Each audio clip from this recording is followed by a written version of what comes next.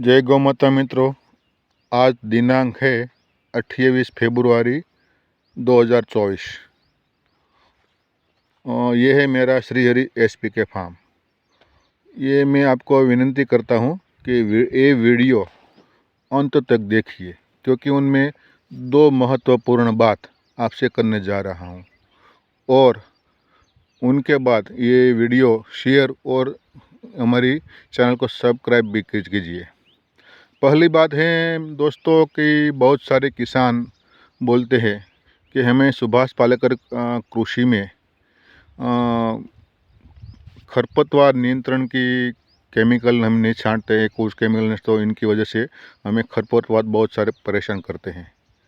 तो सुभाष पालेकर जी कृषि ऋषि हमें बताते हैं कि खरपतवार नियंत्रण के लिए हमें किसी भी फसल की बुआई करने से पहले हमारा खेत को पानी दे देना है, जिनकी वजह से पूरा खरपतवार जब हरा भरा हो जाए, उनके बाद में हल्की जुताई करने के बाद उनमें हमें बुआई कर देनी है, जिनकी वजह से 60 से 70% एक खरपतवार का कंट्रोल हो जाता है। तो मैंने इसी तरह से मूंगफली की बुआई की थी।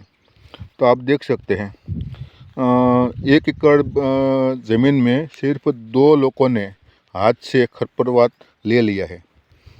इसी का मैं कहता हूँ कि हमें ये खरपतवार पूरी विधि से हम खेती करेंगे तो कोई परेशान नहीं करेंगे।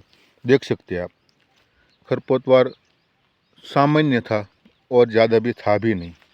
तो खरपतवार नियंत्रण करने के लिए यही उपाय हमारे बाप दादा करते थे और यही हमें सुभाष पालेकर जी इनकी विधि में बताते हैं। तो ये विधि पूर्ण तरह से हम करेंगे तो खरपतवार की किसी भी परेशानी हमें नहीं होगी। और दूसरी बात है दोस्तों, किसान बहुत सारे बोलते हैं कि हमें कीट बीमारी परेशान करते हैं। तो कीट बीमारी परेशान करने के लिए ये बहुत अच्छे उपाय है।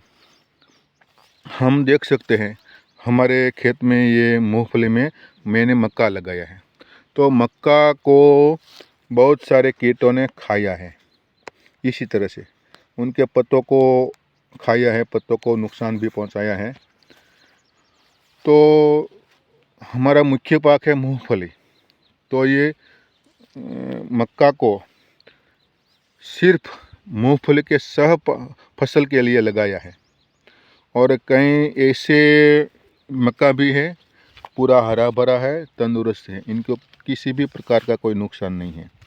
और कई ऐसे हैं कि जिनको पत्ते को कीट ने खाया हुआ है।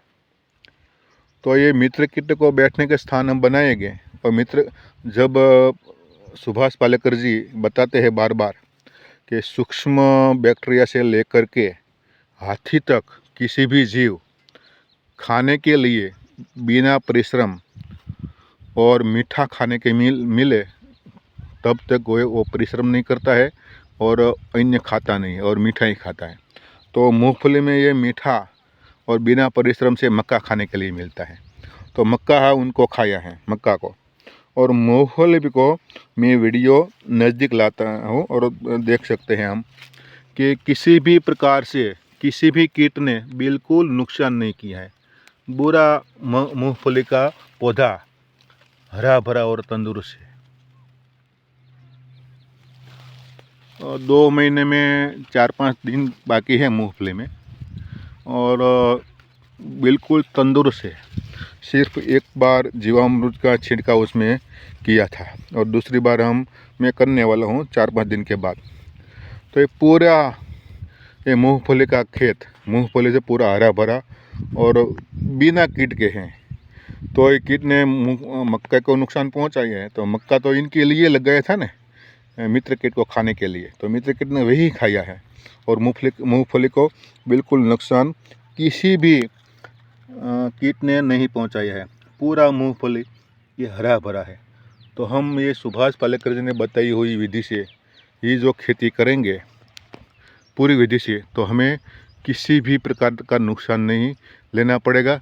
और ये मक्का गाय के चारे के लिए भी मिलेगा और हमें मक्का की रोटी भी खाने के लिए मिलेगी और मूंगफली तो हमें मिलेगी ही। तो ये पहले ही साल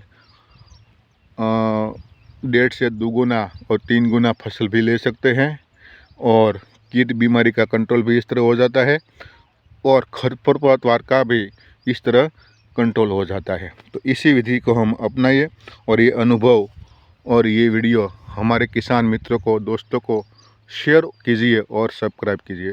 अस्तु, जय गौ माता।